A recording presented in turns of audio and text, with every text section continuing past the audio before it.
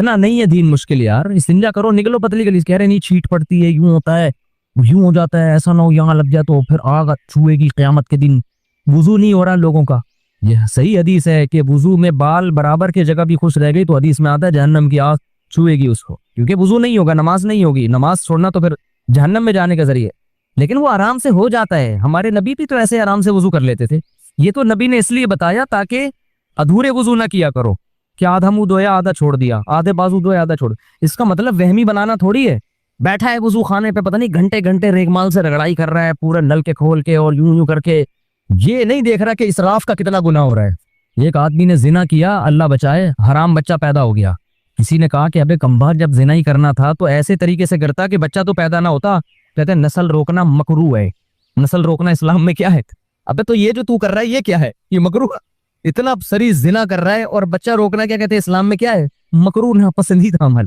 तो यही हो रहा है, वो जो इसराफ हो रहा है, घंटों घंटों वुजू का पानी बर्बाद हो रहा है, उस पे जहन्नम का खतरा नहीं है इसको। और ये है कि अगर ये खुश रह गया तो क्या हो।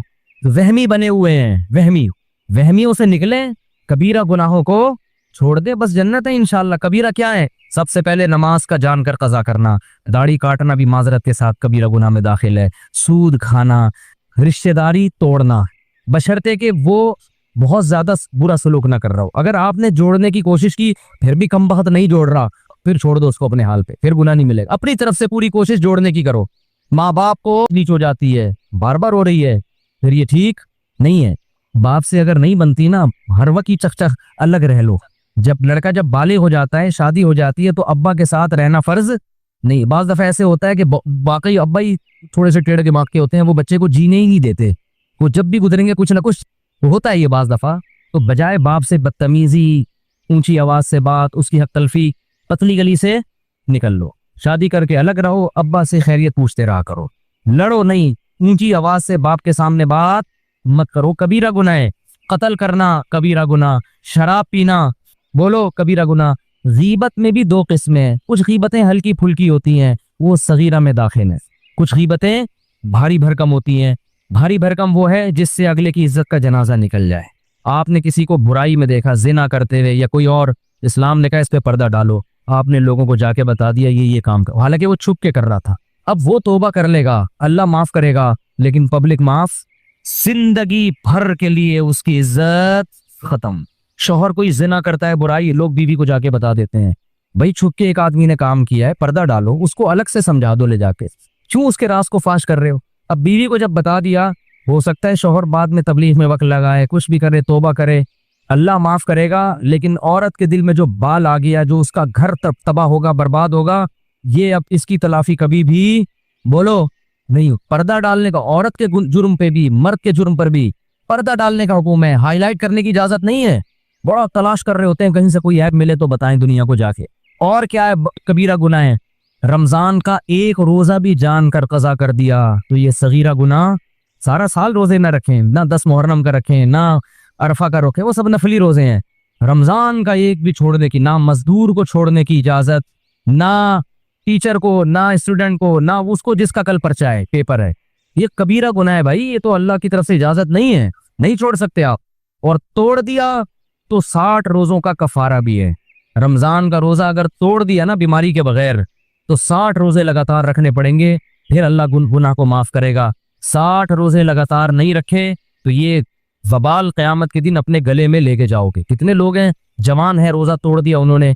हाँ देखो, मसला हया के खिलाफ है, लेकिन बताना जरूरी है। रोजा अगर किसी ने खा के या पी के तोड़ा है, जैसे प्यास बहुत सख्त लग रही थी, बर्दाश्त नहीं हुआ, तोड़ दिया, या बीवी से जिमा कर लिया, इससे कफारा लाजिम होता है। अगर खुदा ना ख्वास्ता किसी ने हैंड प्रैक्टिस के जरिए रोजा तोड़ दिया है तो रोजा टूटेगा, गुनाह भी होगा, कबीरा गुनाह, लेकिन 60 रोजों का कफारा लाजिम नहीं होता। ये मसला अगरचे हया के खिलाफ है, लेकिन आजकल नौजवानों में इस तरह बहुत होने लगा है, तो वो फिर मायूस हो जाते हैं।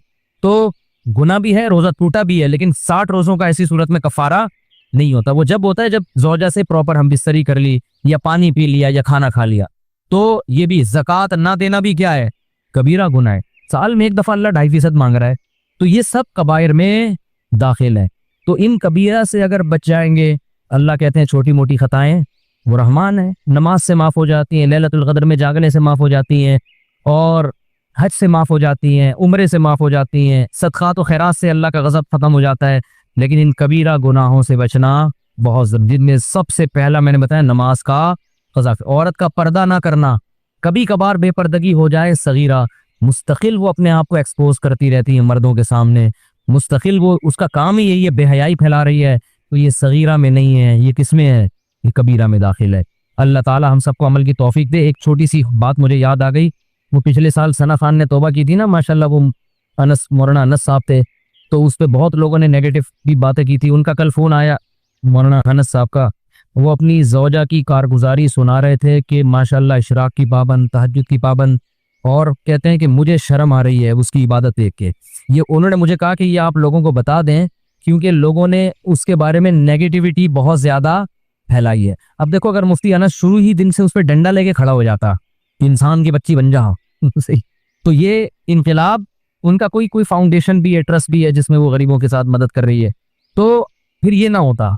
तो बहुत लोगों ने मलामत की, अबे एक बेपर्दा औरत से शादी कर ली, अबे ये कर दिया। भाई जब शादी कर ली है और वो दीन की तरफ आ रही है, तो ऐसे मौके पे अप्रिशिएट किया जाएगा। फतवे कुरान क्या कह रहा है, लोगों को हिकमत मसलहत के साथ दीन की तरफ बुलाओ। देखो, मैं भी दाढ़ी के पर जब मजमा होता है तो बयान करता हूँ, किसी बगैर दाढ़ी वाले को अलग से बुला के नहीं कहता भाई शर्म नहीं, कबीरा गुनाह है कबीरा। वो तो बिदक जाएगा, बोलेगा यार इनके पास तो बैठना ही क्या है सही है। हदीस में भी आता है, आप सल्लल्लाहु अलैहि वसल्लम को जब किसी की इत्तला मिलती फला ऐसे कर रहे हैं, तो आप नाम लेके नहीं कर रहे कि ये जो बैठा हुआ है ना, ये बंदा ठीक नहीं है, बल्कि आप फरमाते हैं माँ बालू अक़वामिन, लोगों को क्या हो गया कि इस तरह कर रहे हैं। तो जो होता वो समझ जाता कि मेरी बात हो रही है।